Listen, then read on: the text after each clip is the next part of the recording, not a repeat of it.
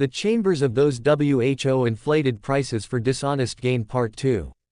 I bless the Lord who enabled us to reveal mysteries of these chambers of hell to His church, hoping that no one will be lost. The Lord has raised a generation of teachers. He said, I am not the one that judges you. It's the word I taught you. These words will manifest in the day of judgment to testify against you if you fail to obey. On the day of judgment, the Lord will call every pastor with all the souls that heard his teaching to be judged through the man of God. If the man of God has carried out his mission of teaching these souls sound doctrine, he will be innocent to their blood. If he had failed to teach them the sound doctrine that can save their souls, he will be held accountable for their souls and will be damned. If the man of God had taught the biblical word and sound doctrine but his members had failed to follow his teaching, these people will perish. Ezekiel 3:18-21 When I say to the wicked, you shall surely die. And you give him not warning, nor speak to warn the wicked from his wicked way, to save his life. The same wicked man shall die in his iniquity, but his blood will I require at your hand. 19 Yet if you warn the wicked, and he turns not from his wickedness, nor from his wicked way, he shall die in his iniquity. But you have delivered your soul. 20 Again, when a righteous man does turn from his righteousness, and commit iniquity, and I lay a stumbling block before him, he shall die. Because you have not given him warning, he shall die in his sin, and his righteousness which he has done shall not be remembered. But his blood will I require at your hand. 21 Nevertheless if you warn the righteous man, that the righteous sin not, and he does not sin, he shall surely live, because he is warned, also you have delivered your soul. Make no mistake, beloved, there will be 3 degrees of judgment. God will judge your conduct in relation to your body. If you are victorious, secondly, God will judge your soul, the inner man. When you come out victorious, He will finally judge your spirit. Many believers will be disqualified on that day. Maybe you will triumph in terms of outward conduct. But in the 2nd degree of judgment, the Lord will look at your inside, the inner man. If you overcome in the soul, then the Lord will judge your spirit. Therefore we must always be prepared. Brother, we must begin to prepare our eternity now. Only sound doctrine can help us to go to heaven. The Lord will judge you by your conduct and also on the basis of what you have heard. After living under the veil, the church must understand its spiritual part. One day we shall enter the spiritual world. Therefore we must amend our spiritual life. Brother, besides this life, there is another life after death. People that have gone beyond the grave before us are either in the place of torment or in the place of rest. They are conscious of their loved ones that are left on the earth. We must seriously think and ponder where we will spend our eternity. Eternity is something many have ignored, yet we are pilgrims and strangers on the land living in a material body that is temporary. This body is comparable to the garment that we wear. One day we will leave this body that is an envelope. What matters to men is their final destination. Inside men, there is something that will not pass, that will live forever, which is the soul of the man. Your soul will live forever. You are not the exterior, which is simply an envelope, but you are the interior that is eternal. Man is a spirit. The interior man does not need beauty and material stuff. That's what your envelope demands. Mark 8:36 For what does it profit a man to gain the whole world and forfeit his soul? Even if you went to university and got many diplomas, you are only satisfying your body, which is not you but your envelope. You are not meeting the need of the inner man. What matters in men is the interior. Your path and works are predetermined by the Lord in advance. The issue with the Lord is not how long you live on the earth. We can see that even righteous men don't always live longer. The Lord wants you to go to heaven. The time given to you is so that you can prepare yourself. In this experience, the Lord took me to a place where I saw many pits of fire with people inside. And He informed me that it was a place where people that sell items in the market at exaggerated prices are damned forever. I saw that all these pits of fire were surrounded by boards upon which were written exaggerated prices of items. I observed these pits that stretched far beyond what my eyesight could see. Leviticus 25:14 And if you make a sale to your neighbor or buy from your neighbor, you shall not wrong one another. The Lord said, we have to visit these souls. I want the world to be aware of all the realities that you will see here. Then we breached the thorns wire and quickly we saw the first soul that was condemned in his pit. I said, Lord, what has he done to be here? The Lord said, all the articles that he was selling on the earth, their average prices were well known. When an item was $20, people often bargained to get them at $15.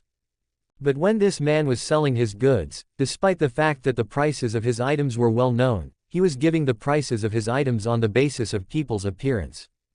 Whenever he noticed that a customer seemed well off, he was jacking up the price. This man was giving prices of items depending on people's appearance. He could distinguish the rich from the poor, and those who were rich were supposed to buy his goods at jacked up prices. Yet the item's average price was well known. This is the reason his soul fell in hell. The Lord said, "Tell my people all those who sell articles and items at discriminatory and unjust prices have no portion in my kingdom. I like honest believers, but those who commit evil will not enter the kingdom of heaven." This is the fate of all these people that inflate prices and overcharge for dishonest gain. Leviticus 19:35-36 inches. You shall do no wrong in judgment, in measures of length or weight or quantity. You shall have just balances, just weights, a just ephah, and a just hin. I am the Lord your God, who brought you out of the land of Egypt. Then we continued our journey. We saw another soul that was in the flame of hell. He was in the worst torment. I saw that he was really enduring unbearable pain. I asked, "What has he done in the world before here?" The Lord said, when he was in the world, his mother could not go to the market to do the shopping for the family. Therefore, she charged him to do all the shopping for the family. Given that his mother was writing all the prices of these items that he was supposed to buy, his mother was giving the money on the basis of the average and known prices. But whenever this man was going to the market, he was bargaining with the seller so that he would buy these items at a lower price, in order to profit from the remaining money. Yet this was not his money. This was money made available by his mother for family expenditure. He got in the habit of bargaining with the seller to get items at a lower price and profit from money that does not belong to him. He should have returned the rest of the money to his mother, for they do not belong to him. It's his mother that was to decide whether to give him that money or not. I said, "Lord, if the judgment is this way, who can be saved? He has done nothing wrong."